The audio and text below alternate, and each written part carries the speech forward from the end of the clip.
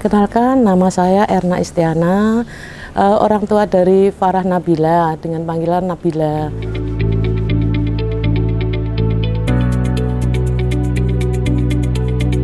Manfaatnya banyak ya Mbak. Anak saya ini suka jadi bikin kopi. Di rumah pandemi itu kan 2 tahun ya kurang lebihnya. Itu kita online.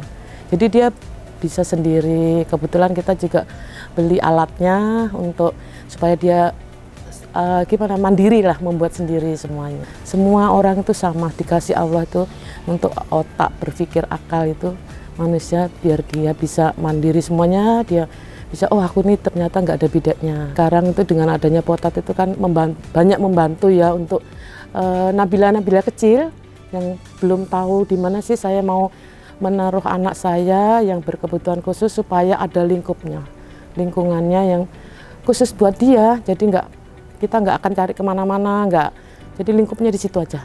Jadi anak-anak begini kan memang ya meniru, yang pintar kan yang meniru itu ya. Jadi kalau kita nggak tahu di mana tempatnya, apa yang harus kita kerjakan, kalau kita ke sini kan kita bisa sharing. Oh kamu udah besar nih, bisa gimana ya anak saya kemana lagi ya gitu nanti. Semangat untuk ibu-ibu yang muda yang punya anak seperti anak saya Nabila yang DS Down syndrome, jangan patah semangat. Yang penting kita harus kuat dan semangat yang tinggi. Semoga anak-anak lebih sukses lagi. Jangan mudah menyerah, gitu saja. Pantang menyerah.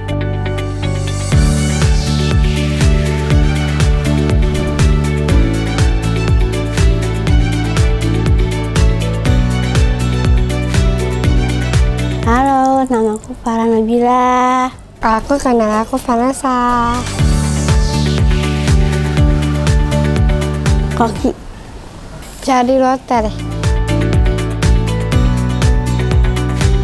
Seneng kalau barista kopi. Karena dari dulu suka ke kafe.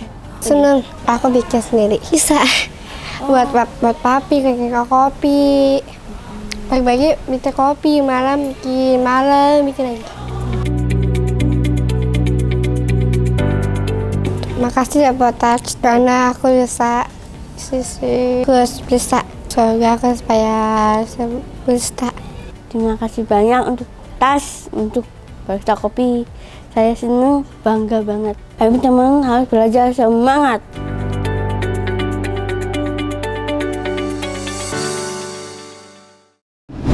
Bu Elisa, kalau saya lihat sanggarnya tadi ya cukup keren, itu kegiatannya weekly atau monthly yang dilakukannya? Setiap minggu, setiap bulan begitu Bu? Setiap hari Pak. Setiap hari? Iya. Oke. Jadi setiap hari itu ada kelas-kelasnya. Gitu. Karena memang kan terbatas sih satu hari itu ada sekitar 1 sampai 3 kelas. Gitu. Okay. Karena memang pertama tempatnya juga kan terbatas. Jadi memang satu hari itu tidak bisa terlalu banyak anak-anak gitu. Cuma tiap hari ada kegiatan. Misalnya, setiap hari ada kegiatan iya, ya? Misalnya Senin itu ada kelas angklung, Selasa ada kelas art and craft gitu. Nah anak-anak emang belajarnya itu biasanya siang. Karena kan mereka harus sekolah dulu gitu. Okay. Jadi setiap hari ada kegiatan. Jadi Potas sendiri saat ini ada di berapa kota? Kita punya cabang di 10 provinsi di Indonesia. 10 provinsi ya Bu? Iya. Wow. Itu mereka bergerak berdiri secara sendiri atau ada bantuan atau bagaimana survive Bu? Kalau untuk pendirian memang murni dari mereka sendiri. Jadi kan memang kita kan itu lembaga sosial, otomatis pekerja sosial yang tidak menerima gaji di sana gitu. Okay. Bahkan kalau perlu kita mengeluarkan dana untuk kebutuhan kita. Jadi memang dari anggota sendirilah ada inisiatif untuk membuat Potas di berbagai daerah. Jadi ketika ada misalnya ada anggota bilang kita pingin nih membentuk Potas di Jawa Timur, itu yang pertama kali di Jawa Timur gitu. Gimana? Nah kami berusaha untuk memberikan masukan. Bagaimana sih? Karena kami kan yayasan berbadan hukum. Jadi ketika ada yang membentuk itu kami fasilitasi dibuatkan akte pendirian dengan nama notaris itu supaya keberadaannya itu legal gitu seperti itu. Jadi ketika ada yang mau ya tentu saja kami support ya Pak. Karena kan anggota kami kan tersebar seluruh Indonesia. Jadi ketika mereka emang merasa oke, ini kalau membuat Potas itu seperti ini, nanti tantangannya seperti ini, kayak gini, kita kasih gambaran saja bagaimana bekerja di Potas gitu. Nanti mereka oke Bu, kita akan tetap membentuk Potas. Ya sudah, dibentuk, kita sahkan. Lalu selama ini jadi kami melakukan pembinaan gitu kepada mereka. Jadi kita punya pertemuan rutin dengan para pengurus di daerah itu, gitu, baik pertemuannya secara online maupun pertemuannya offline. Itu kita punya gathering setiap 2 tahun sekali, di mana setiap daerah itu nanti akan presentasi apa yang sih yang sudah mereka lakukan, lalu apa yang mereka rencanakan. Jadi bisa saling bertukar informasi atau saling menduplikasi. Oh kira-kira ternyata di program di Bali, program ini bagus sekali nih, daerah lain bisa menduplikasi itu. Gitu. Dan juga namanya pengurus itu kan perlu di refresh gitu kan setiap tahunnya. Jadi kami juga melakukan pembinaan, ada outbound dan sebagainya gitu. Tujuannya tadi supaya kita tetap kompak, terus kemudian komitmennya juga jalan terus gitu. Karena sekali lagi kita pekerja sosial, panggilan hati. Jadi ini harus terus dipupuk nih semangat untuk bekerja sosial itu. Bu Elisa, bisa ceritakan dengan kami semua nggak? Sekilas bagaimana sih pergumulan Bu Elisa sendiri dengan anak yang memiliki Down syndrome? Pengalaman pribadi ya. Iya, kalau saya bersyukurnya itu saya punya basic guru gitu ya Pak. Dan sebelumnya saya itu cukup punya perhatian sebenarnya terhadap anak-anak yang berkebutuhan khusus, meskipun sama sekali tidak pernah mendalami. Cuma saya cukup senang baca-baca kisah mereka gitu. Jadi ketika saya melahirkan anak dengan Down syndrome itu sama sekali nggak terdeteksi ya. Saya rutin hamil itu rutin periksa gitu. Jadi nggak ada masalah. Begitu lahir anaknya Down syndrome gitu kan. Pastilah yang pertama itu ada rasa shock gitu ya. Saya pikir mudah-mudahan ini hanya mimpi gitu. Saya pikir hanya mimpi buruk dan saya ingin segera bangun. Itu yang saya rasakan saat itu, mimpi buruk gitu. Ya tentu saja menangis berhari-hari gitu karena ya kan itu kan berarti ada kesenjangan antara harapan dengan kenyataan yang kita dapat gitu. Jadi saat itu begitu sebenarnya kalau saya tuh agak uniknya justru dokter tuh nggak bilang, cuma bilang anaknya begini-begini. Saya cari tahu, loh itu kan tanda Down syndrome. Jadi saya boleh dibilang menemukan sendiri itu. Saya nanya dokternya, dok anak saya Down syndrome ya? Kok saya baca hasilnya kayak gini-gini? Kata dokternya, iya Bu tapi Ibu periksa aja gini-gini. Saat itu ya tadi saya bilang down, sedih gitu. Meskipun saya punya feel karena saya termasuk yang melahirkannya tuh di usia tua. Usia saya 38. Sebenarnya saya sudah mempersiapkan diri sih karena kan tahu usia rentan. Tapi begitu kenyataannya Down syndrome tetap shock itu ada gitu. Dan berhari-hari yang saya khawatirkan sebenarnya reaksi suami saya. Kalau saya cukup paham jadi saya pikir ya Allah anak Down syndrome. Teman saya merasa harus menerima apapun itu takdirnya. Saya takut suami saya siap nggak dia karena dia tidak ada latar belakang pendidikan dan sebagainya gitu. Jadi itu yang bikin saya takut. Tapi saya kan harus ngomong. Jadi saya bilang anak kita Down syndrome, saya bilang gitu. Down syndrome itu apa gitu kan? Ya pokoknya dia berbeda begini-gini. Saat itu kami nangis berdua Pak. Kami nangis berdua gitu.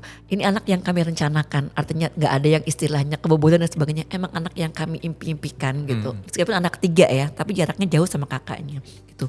Jadi itu. Kemudian suami saya waktu itu bilang. Saya siap menerima dia apa adanya. Itu luar biasa. Karena kan pasangan hidup kita gitu ya. Ketika satu frekuensi oke. Berikutnya adalah ke keluarga besar. Gitu kan ya. Saat itu kami berdua sih ketika kami sudah satu hati itu merasa bahwa kita harus ngomong sama keluarga besar, sama orang tua, sama kakak-kakaknya itu juga kita ngomong gitu.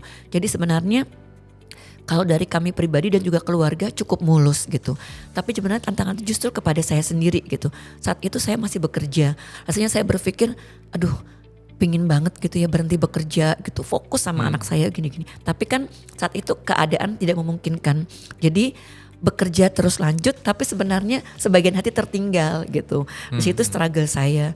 Tapi support suami. Jadi suami saya itu mengalah. Dia ambil kerja yang shift malam Pak. Yang berangkat jam 11 malam pulang jam 7. Kemudian dia sampai rumah jam 9.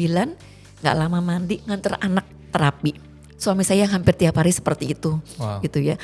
Saya sendiri waktu itu sempat curi-curi. Jadi ketika saya lagi ngajar jam kosong nih, terapi anak saya izin ke sekolah. Saya mau nemenin anak saya terapi, gitu seperti itu. Jadi itu ya teamwork antara saya dengan suami ya. mungkin bagi orang lain bukan struggle ya, cuma kan setiap orang punya gitu, seperti itu. Mungkin yang sekarang kita rasakan adalah bagaimana nih anak kita untuk kedepannya gitu ya. Selalu menjadi kekhawatiran bagi kami adalah ketika kami nggak ada, apa yang anak ini sama siapa gitu kan. Itu selalu menjadi bayangan-bayangan yang ya kekhawatiran lah gitu ya. Bahkan kadang-kadang banyak sharing orang tua, saya berharap bahwa jangan saya yang duluan meninggal dibandingkan anak saya gitu ya. Itu salah satu yang mungkin struggle kami yang membayang-bayangi ya kayak gitu. Karena kita berpikir kita nggak ada, anak kita sama siapa gitu. Mereka mungkin mempunyai saudara, tapi kan setiap saudara itu punya kehidupan masing-masing. Kayaknya nggak berhak juga dari sekarang kita sudah mulai, kamu ntar sama kakak adik kamu sama kamu ya gini-gini. Mereka juga punya hidup juga gitu. Jadi itu yang mungkin sekarang jadi struggle kita juga gitu ya. Gimana sih ini sepeninggal kita nanti, anak kita nanti sama siapa, kemudian juga bagaimana akan hidupnya gitu. Tapi pada akhirnya ketika kita menghilangkan semua kekhawatiran itu, lalu kita timbulkan keyakinan bahwa ini kan takdir dari Tuhan.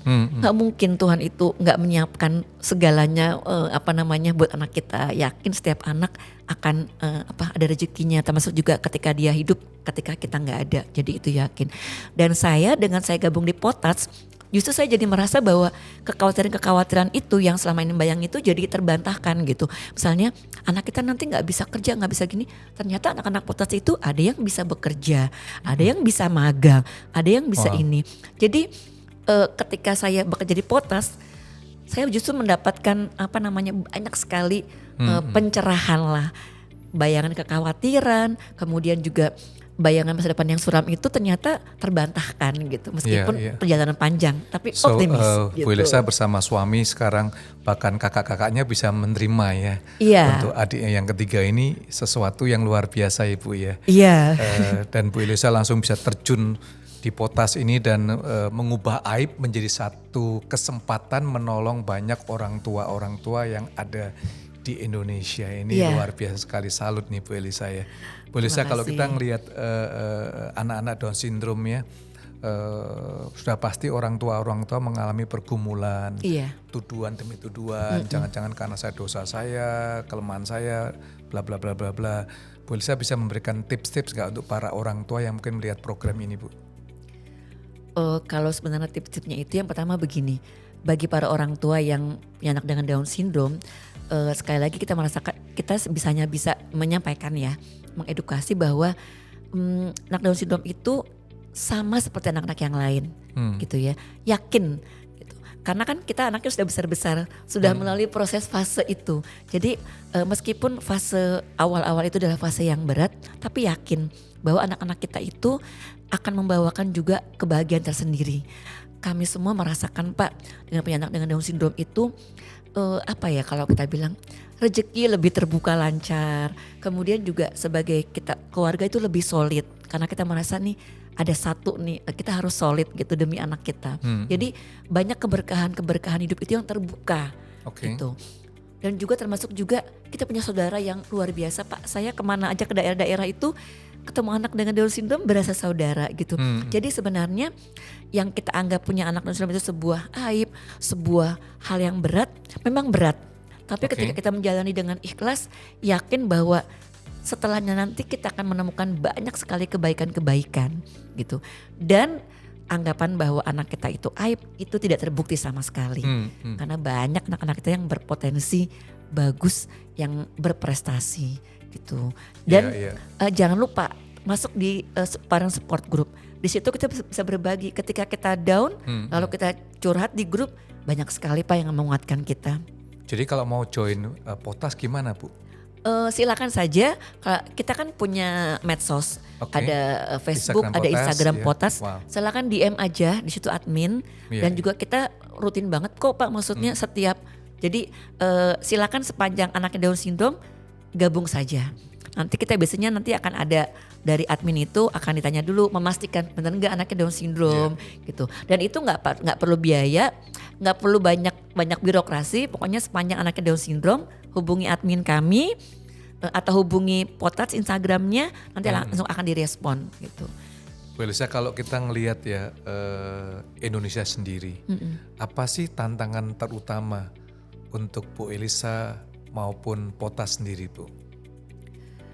Yang pertama itu tantangannya adalah sebenarnya tadi dari pandangan masyarakat tadi, gitu ya. Karena itu cukup bagi banyak orang tua itu cukup menjatuhkan ya. Bagaimana artinya gini, kita susah sekali kan mau move on semangat, begitu ada kasus-kasus yang kayak gitu jadi down lagi.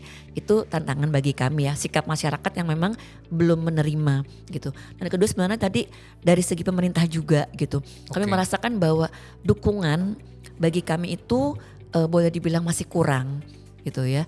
Jadi Potas ini boleh dibilang struggle sendiri, punya program magang, cari sendiri namanya perusahaan-perusahaan yang mau bikin acara ini, cari dana sendiri dan sebagainya gitu. Itu yang kita rasakan bahwa dukungannya kurang. Tapi sebenarnya yang kedua juga yang kami rasakan bahwa gini, kan sekarang kan itu kan undang-undang tentang disabilitas ya, yang menyatakan bahwa dunia kerja itu memberikan kesempatan kepada penyandang disabilitas untuk bekerja. Namun bagi kami yang Down syndrome, yang golongan intelektual disabilitas itu cukup sulit, masih susah untuk membuka pintu-pintu dunia kerja gitu bagi kami gitu. Tapi juga sebenarnya bagi kami sendiri juga ada tantangannya juga, tantangan internal ya Pak. Bagaimana, karena sekali lagi punya anak itu mahal untuk terapinya, mahal untuk membeli alat terapinya, mahal buat memberikan mereka kegiatan gitu kan. Jadi kayak Potas juga saat ini masih berbayar untuk kelas-kelasnya, tapi bayarannya memang tidak mahal gitu. Pinginnya kita menggratiskan gitu ya. Jadi dari segi kami juga tadi, karena mungkin kalau misalnya dari pemerintah pendidikan bisa membantu kami, misalnya membuat sekolah-sekolah atau sanggar-sanggar misalnya ya, yang bisa adiktif anak-anak kami, itu luar biasa. Termasuk BBI kan juga membantu kami bikin kelas tari yang tidak berbiaya sehingga anak kami bisa belajar gitu. Salah satu yang kita harapkan ya tadi, akses untuk anak-anak kita mendapatkan pendidikan atau mendapatkan keterampilan gitu. Seperti itu. Bu Elisa, salut sekali nih, dan juga seluruh pengurus Potas yang mempunyai ide pendampingan jalan bersama dengan para orang tua yang punya anak Down syndrome. Ini saya kira layak untuk kita dukung guys ya. Tidak sekedar moral tapi juga kekuatan-kekuatan, inspirasi, kesempatan-kesempatan untuk setiap perusahaan boleh mengizinkan teman-teman kita Down syndrome untuk magang. Ini sesuatu yang keren sekali ya. Bu Elisa, ada sesuatu yang ingin disampaikan, mimpi besar daripada Potas sendiri, Bu? Potas itu mimpinya adalah punya kantor sendiri. Oke. Ya itu kalau mimpi ya, artinya karena kami merasa selama ini ternyata memang awalnya dulu punya kantor dan kemudian punya itu mencukupi, tapi ternyata sejalan dengan antusiasme orang tua dan juga untuk anak-anaknya berkegiatan, ternyata kami merasakan sangat kurang gitu. Jadi kami masih menahan-nahan diri Pak, mau buka kelas memasak, kelas komputer dan sebagainya, karena tempat terbatas, harus bergantian. Belum lagi nggak bisa banyak-banyak. Kelas karate itu 6 anak udah penuh ruangannya gitu. Jadi sebenarnya mimpi kami itu ya mimpi internal lah boleh dibilang ya Pak, ya kan boleh ya disampaikan ya. Pengen punya kantor yang di situ nanti kami bisa berkegiatan, anak-anak bisa berkegiatan banyak-banyaknya gitu. Untuk training dan sebagainya, juga untuk bikin pelatihan-pelatihan buat yang remaja dewasa, itu mimpi kami gitu. Kalau mimpi yang ke depannya tadi, kita pingin akses untuk pelatihan-pelatihan itu kepada anak Down syndrome yang remaja dewasa itu bisa lebih diperluas gitu. Karena ini menjadi PR yang emang masih dibilang masih belum terpecahkan. Anak-anak kami udah sekolah nih, SMP, SMA, mau apa setelah itu gitu. Jadi kita pingin sebenarnya punya bisa buka keterampilan-keterampilan yang bisa tadi menunjang mereka punya skill untuk bisa struggle untuk di kemandirian finansial kayak gitu. Kita pernah bikin loh Pak pelatihan perhotelan gitu. Dan kita pingin bisa banyak-banyak lagi, karena memang itu yang masih menjadi PR kita. Anak-anak yang besar ini mau kemana nih gitu. Jadi kita pingin sekali punya bisa membuat pelatihan-pelatihan, keterampilan-keterampilan yang bisa untuk anak-anak kami bisa tadi mempunyai skill gitu. Bu Itu Elisa, mimpi ya, termasuk mimpi ya Pak? Ini salut sekali, sukses senantiasa. Mudah-mudahan kita doakan untuk Potas boleh berkembang lebih daripada 10 provinsi di Indonesia ini. Amin. Karena anak-anak Down syndrome juga punya potensi yang sama dengan kita semuanya Bu ya. Betul. So guys, kalau Anda terpanggil untuk mendukung, hubungin Potas, langsung salurkan dukungan Anda ke Potas dan izinkan seluruh teman-teman kita yang punya anak-anak Down syndrome untuk terlibat bersama-sama. Itu bukan aib, melainkan kita bisa ubah semuanya menjadi sebuah kesempatan untuk kita bisa berbagi sukacita kepada orang-orang yang ada di sekitar kita. Bu Elisa, sukses ya Bu ya. Terima Salam kasih, Pak buat seluruh Jimmy. pengurus Potas semuanya. Ya. So teman-teman, terima kasih sudah menonton video ini. Jangan lupa untuk like, komen, dan share, dan nyalakan lonceng notifikasi Anda dalam program-program yang akan datang hanya di dalam Satu Cerita untuk Indonesia.